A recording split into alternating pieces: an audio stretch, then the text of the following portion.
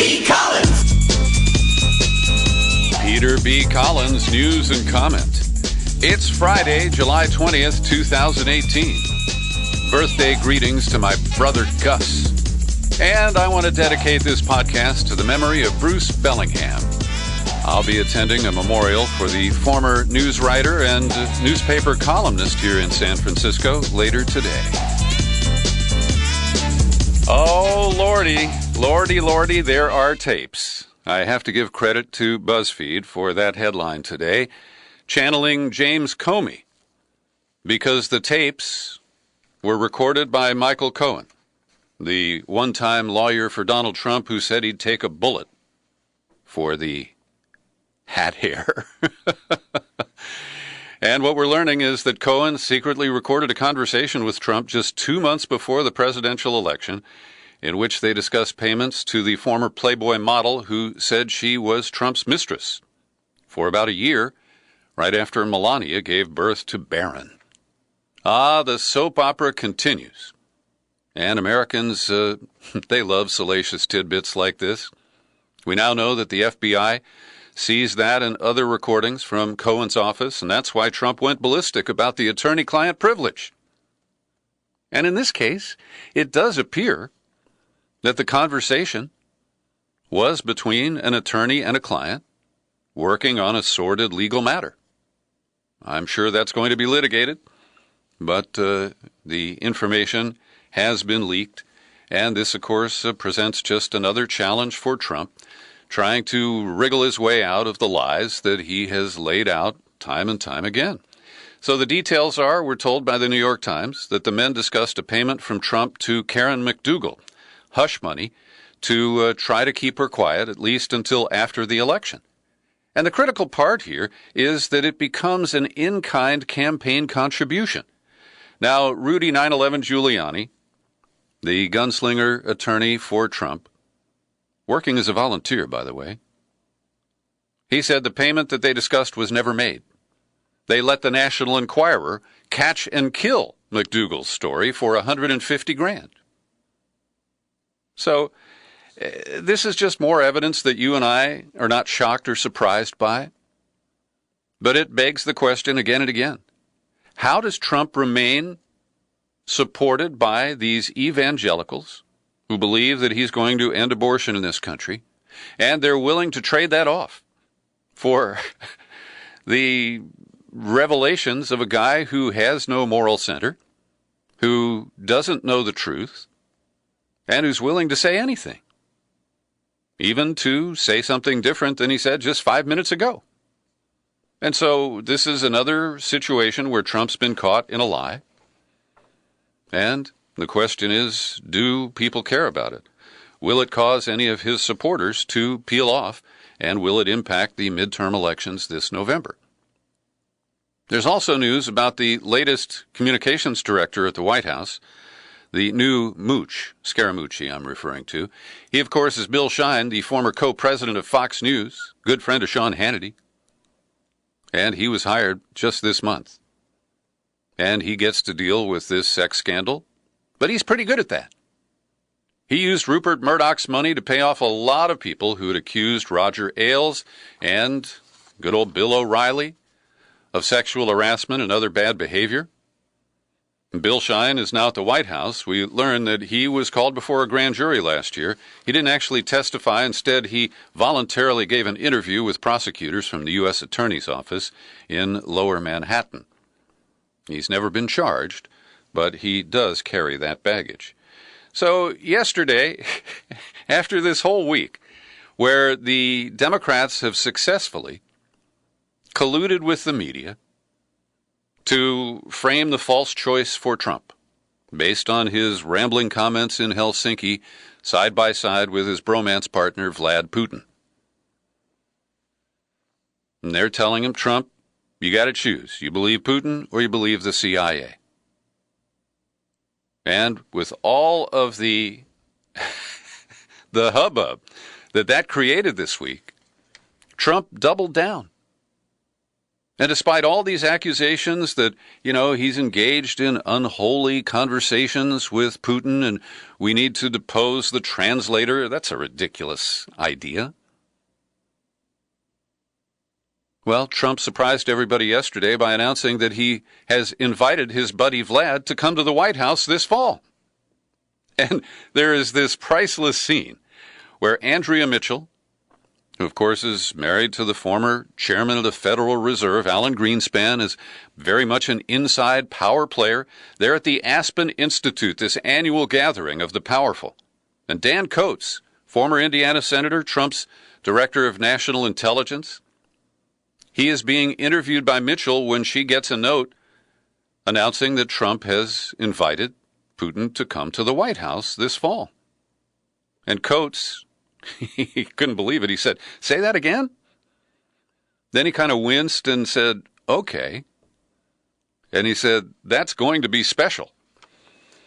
The news today is that he's been moved into the rogue category among White House insiders. Now, this invitation does come as quite a surprise after all of the Sturm und Drang of this week. And it seems that Trump is just determined. And maybe he feels like his days are numbered. And he's just going to go out in his style, his way, doing it the way he always wanted to do. I don't know. But it is amazing. Trump did have Sarah Huckabee Sanders issue a statement that he will not pursue Vladimir Putin's offer to exchange investigations, to allow Mueller to come to Moscow to talk to the dirty dozen GRU officers who were indicted on Friday the 13th, in exchange for Russian investigators' ability to interrogate Bill Browder, who's actually, I think, a British resident now, and Michael McFaul, the former U.S. ambassador to Moscow. So that was off the table now. Also, to clarify an item that I mentioned with some curiosity the other day after the Helsinki news conference and the interview that Putin gave to Chris Wallace at Fox News, Putin asserted that Browder had donated $400 million to the Democratic Party. Yeah, $400 million. That was an eyebrow raiser, and there's no evidence to support any contribution from Browder to the Democrats. Anyway, Putin misspoke. Imagine that. He meant to say 400,000, not 400 million, and we still don't have any proof that a dime was moved between Browder and the Democratic campaign or the Clinton campaign in particular. So with this in view, yesterday Senate Republicans objected to two non-binding measures. One would have put the body on record in support of the intelligence agency conclusions of Russian interference in the 2016 election. The other called on Trump to fully impose sanctions against Russia and press for oversight of the summit meeting in Helsinki. Jeff Flake, who lives up to his name, he has good intentions, but he's such a nebbish. And he lectured the group, if there ever was a moment to think not just of your party, but for your country, this is it. But the only resolution that passed was the one advising the president not to accept the deal from Putin to send Mike McFaul for questioning in Russia, and that slammed through 98-0. Over in the House, Democrats used the same aggressive tactics. The goal here is to force Republicans to maintain loyalty to Trump or to separate. And they're not having that much success. But here's one example. Will Hurd is a Republican congressman from Texas, and he opens his op-ed in today's New York Times. In my career as an undercover officer at the CIA, I saw Russian intelligence manipulate many people. I never thought I would see the day when an American president would be one of them. The president's failure to defend the intelligence community and its unanimous conclusions that Russia meddled in the 2016 election and to condemn Russian covert influence campaigns and his standing by on the world stage while a Russian dictator spouted lies confused many and should concern all Americans. By playing into Putin's hands, the leader of the free world actively participated in a Russian disinformation campaign that legitimized Russian denial and weakened the credibility of the United States in the eyes of both our friends and foes abroad. Now, he serves on the House Intelligence Committee, which, of course, has been neutralized by its chair, Devin Nunes, who, of course, is very close with the White House. So this is an example of a Republican offering some principle. I don't agree with some of his allegations there, but it's enough for him to say, I don't need Trump to get reelected.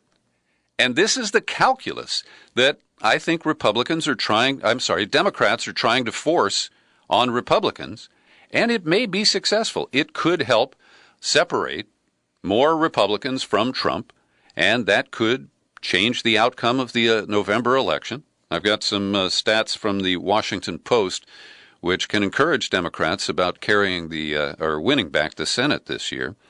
But this could be a successful political gambit. Now, is it based on facts? Is it based on reality? Well, let's turn to Phil Giraldi. I've interviewed him many times. He's a former CIA officer. And writing at Strategic Culture today, I've linked to his commentary in the show file for today's podcast. He says the Department of Justice, based on evidence already revealed, actually interfered in the 2016 election more than Moscow could have possibly done. And it continued in that proud tradition. Of course, he's referring to the investigation of Clinton that went on and off in the days before the election itself. Anyway, he says by releasing the indictment on Friday the 13th, 3 days before Trump was due to meet with Putin in Helsinki, he said there was no reason at all to release a non-time-sensitive document that was clearly intended to cast a shadow over the proceedings. This indictment might easily be explained as a deliberate attempt by a politicized Justice Department and Special Counsel Mueller to torpedo President Trump over concerns he might actually come to some understanding with Putin. And he says that in the indictments, from his intelligence officer's point of view, there are some significant areas where operational implausibility completely undermines the case being made. Now, he doesn't offer actual examples of that, but he says that if the GRU list, that's the Russian intelligence officers, if that is authentic, it would expose the U.S. ability to penetrate that organization, leading Moscow to tighten up security to the detriment of American intelligence. And he said related to the Russian officers is that the indictments don't provide the actual evidence connecting the individuals to the hack/interference or connect the same to the Russian government. He says if there had been a large-scale Kremlin-sanctioned plan to disrupt the U.S. election, it would not be run by 12 identifiable GRU officers working with what appears to be only limited cover and resources.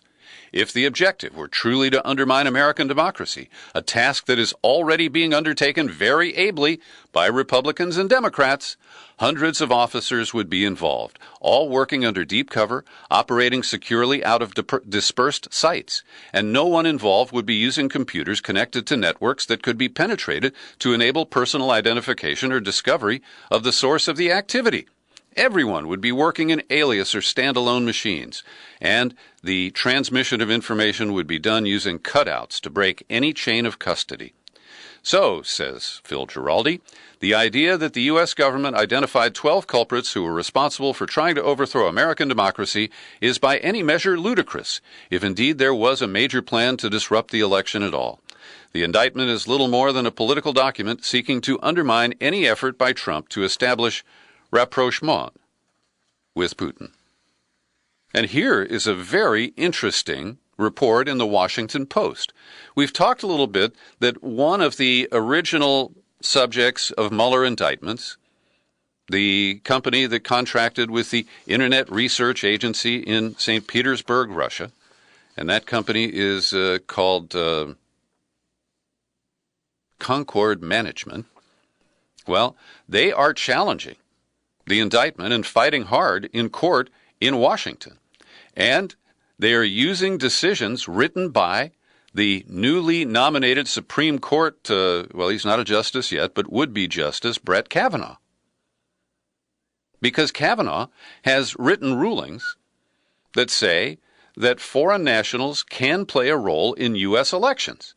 They cannot donate money to candidates, contribute to political parties, but they can spend money on independent advocacy campaigns. Now, from everything I've seen of the lame emails and Facebook posts and tweets that came out of St. Petersburg, it is more likely a click-for-money operation. And of all the ads that I've seen, I didn't see a single one that endorsed one candidate or told us to vote against another. It was broad advocacy, and it was designed, as we're repeatedly told, to sow discord in America. And as Phil Giraldi just said, we do a pretty good job of that ourselves. So there are several rulings where Brett Kavanaugh has made a distinction, saying that non-Americans are not barred from issue advocacy through political speech, such as what is described in the indictment. So the Russians are using American law and legal opinions written by Trump's nominee to the Supreme Court to fight back on Bob Mueller. And it was Kavanaugh who wrote for his court a case ruling against regulations that required independent nonprofit organizations to comply with federal contribution limits. And this week, the IRS expanded that ruling, saying that nonprofits don't have to disclose their donors. And many people link that to Trump and the whole Russia thing, which I think is not indicated here. I think those are separate actions that occurred in a coincidental time frame. Got a warning for you. Mike Pompeo, Secretary of State's been flying all over the damn place. And he's flying to California this weekend, scheduled to give a speech on Sunday at the Reagan Presidential Library. And we expect him to agitate for conflict with Iran. And I got this warning from Trita Parsi at the group called the National Iranian American Council. And he goes into some detail about the history of the Mujahideen-e-Khalq, the MEK, which is now the group that we're treating like Ahmed Chalabi and the Iraqi National Congress. That was the group that got funding first from the CIA and then from the Pentagon. And it was the government that we were going to just plug in Baghdad once we took out Saddam Hussein. And Parsi argues that the MEK is angling for a similar role. He said, "My organization has warned that the MEK is an Iranian version of the Iraqi National Congress, the opposition in exile to Saddam Hussein led by Chalabi, which the neoconservatives in Washington tirelessly promoted in the run-up to our adventure, the romp in Iraq." And I was speaking of Mike Pompeo, the Secretary of State. His department was instructed to offer no assistance to former President Obama when he traveled to South Africa and gave a speech at the Mandela 100 commemoration. Now, ordinarily, any U.S. official of either party who goes to a foreign nation will get security support and coordination from the local embassy. But somebody ordered them not to lift a finger for Barack Obama. Maybe they want his birth certificate. I don't know. Every day I pause for a second to thank the people who support my work here at the Peter B. Collins Podcast with your subscriptions. People like Andrew Harnack, Susan Lundgren. Oh, I see Tony left. Sorry, Tony. And Jason Ferguson. They're all great supporters of this podcast, and I invite you to join them. In fact, I need your support. Will you please drop by peterbcollins.com, find the menu tab. When you click on it, select Become a Subscriber. You'll land on the sign-up page. Easy options, $5, $10, $20 a month. Our $50 annual subscription can earn you a bonus gift, the new rock and roll CD by John Dist called American University. And if you're allergic to PayPal, yo comprende. My mailing address is Box 150, 660, San Rafael, California, 94915. The cruelty against immigrants knows no limit. Here's the latest. There is a program available to undocumented residents of the United States who report a crime and who testify or otherwise perform the role of a victim in a criminal investigation. It's called the U visa. And Trump told us that, we got all these Mexicans coming over the border, rapists and criminals and murderers and all that stuff. These are people who were victims. And they played by the rules. And they risked their status in the United States by cooperating with local law enforcement. That's the whole aim of sanctuary laws. And these people are promised a visa, then a green card before being allowed to apply for citizenship. But the report is that many of them are being deported before the process is complete. The drawbridge at Fortress America is up. A loss for Trump. They had to withdraw the nomination of Ryan Bounds, a federal prosecutor in Oregon. They were trying to slam him onto the 9th U.S. Circuit Court here in San Francisco.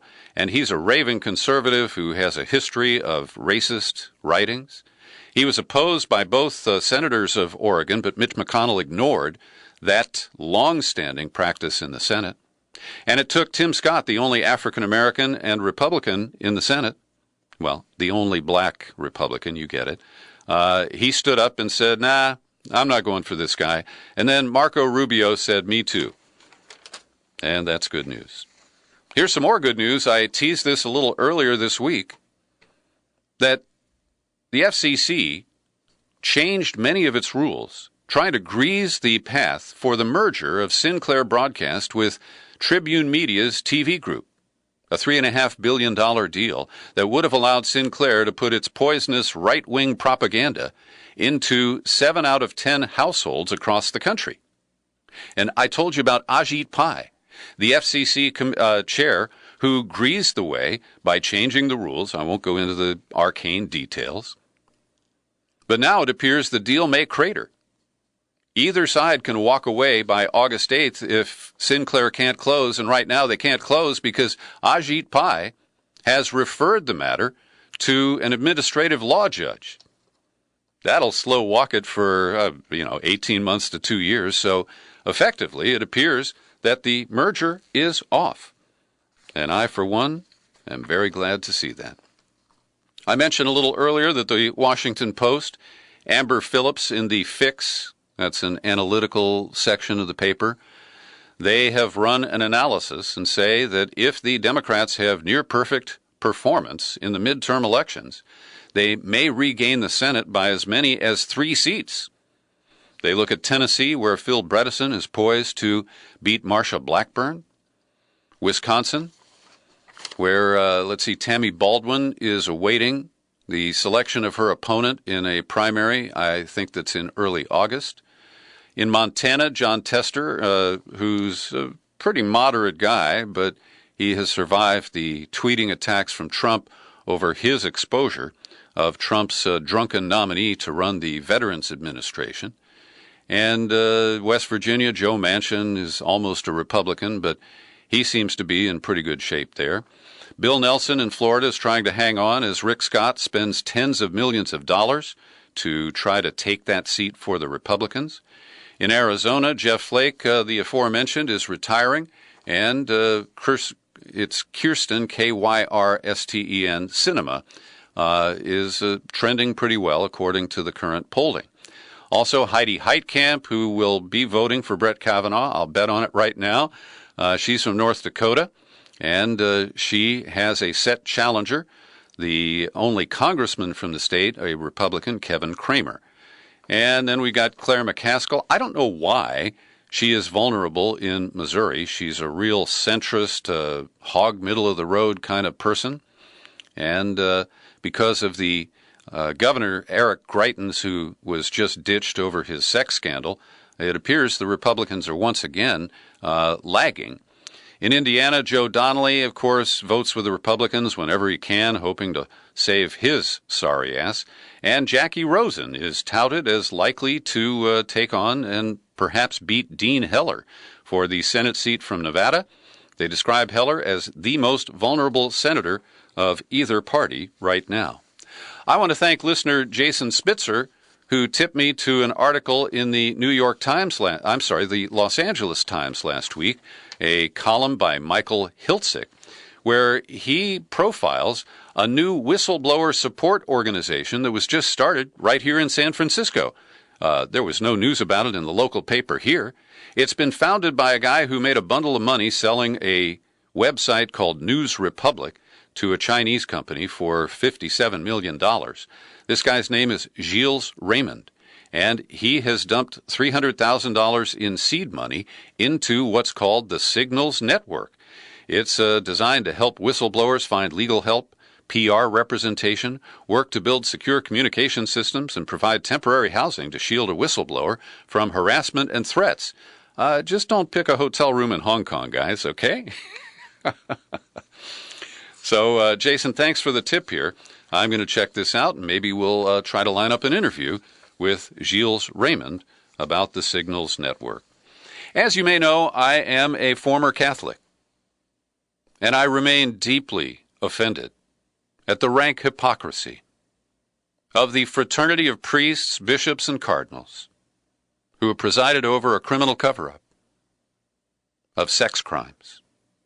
And in Australia right now, the Prime Minister, Malcolm Turnbull, is demanding that Pope Francis fire the Archbishop of Adelaide, Philip Wilson, who was sentenced to 12 months in detention after being found guilty in May of hiding abuse by a priest in the 1970s. But even more serious and sinister are the recent revelations about Ted McCarrick. He was the Cardinal of Washington, D.C. He was the front man for the Catholic bishops as they tried to shut down the sex abuse scandals with promises of zero tolerance. And now we know, since the time he was ordained a priest, he has been molesting boys. And he used his power as a bishop to molest seminarians before he then ordained them as priests. And this has been known for years. In 2005, the church settled with one of the victims of McCarrick, a New Jersey man who got an $80,000 settlement.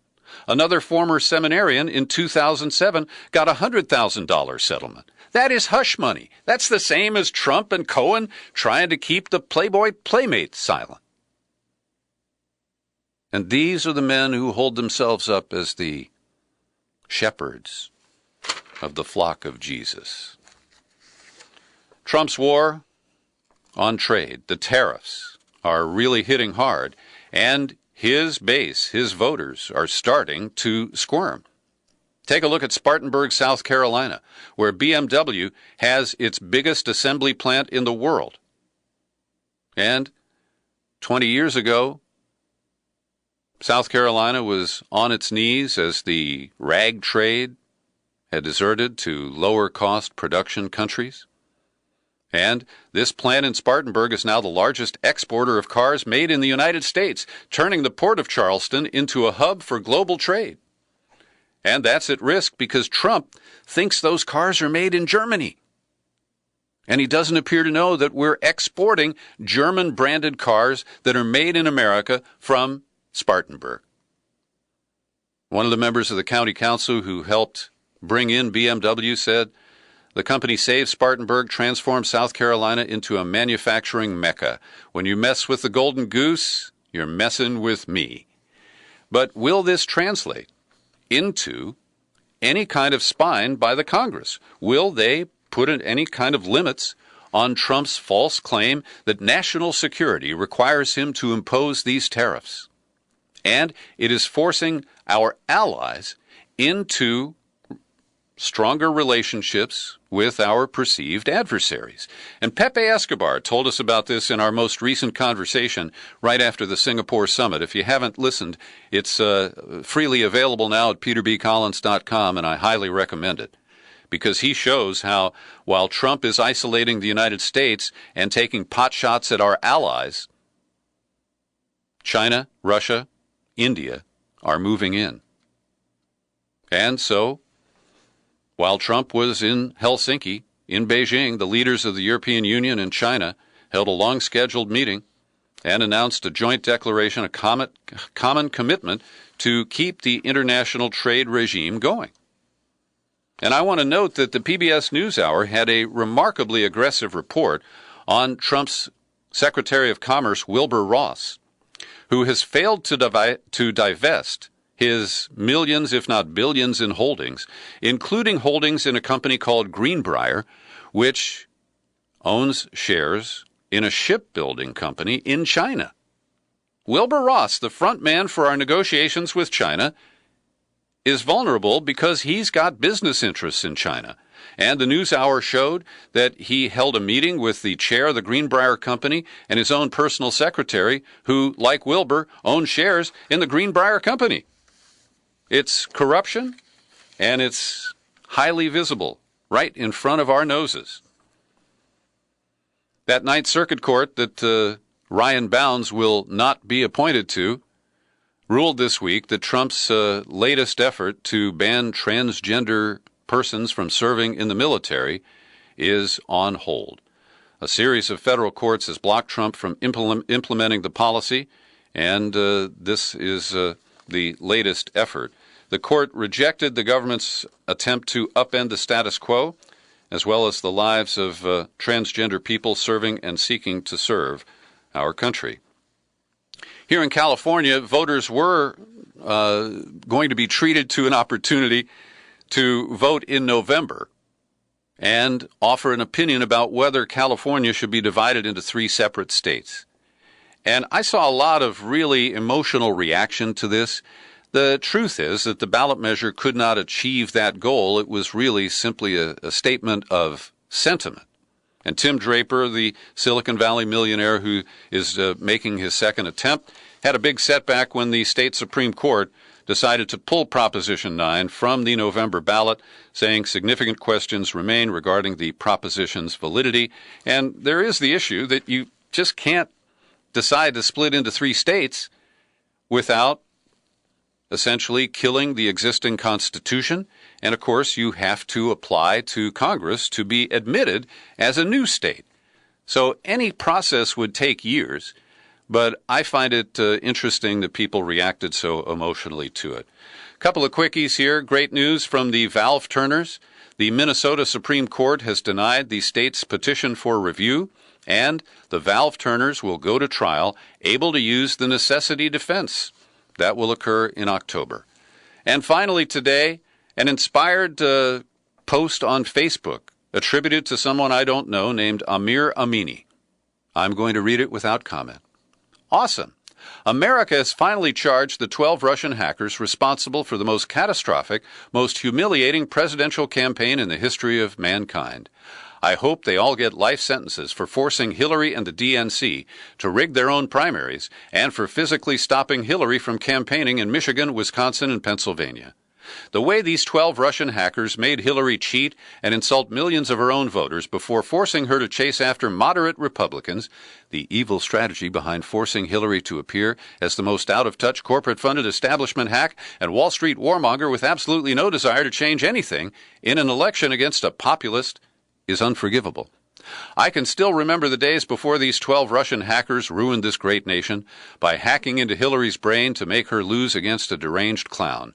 What a civilized country America was. What a peaceful nation without racism, sexism, corruption, and 24/7 corporate oligarchy propaganda. Damn you, Putin. And then, right after the most catastrophic election was over, these same 12 Russians forced the Democratic Party to do exactly nothing to change its corrupt ways. Worse, they made them even re-elect Nancy Pelosi and elect Chuck Schumer as their new leaders, after losing the White House to Donald Trump. Can you even begin to imagine how evil these Russians must be? Had we not already suffered enough?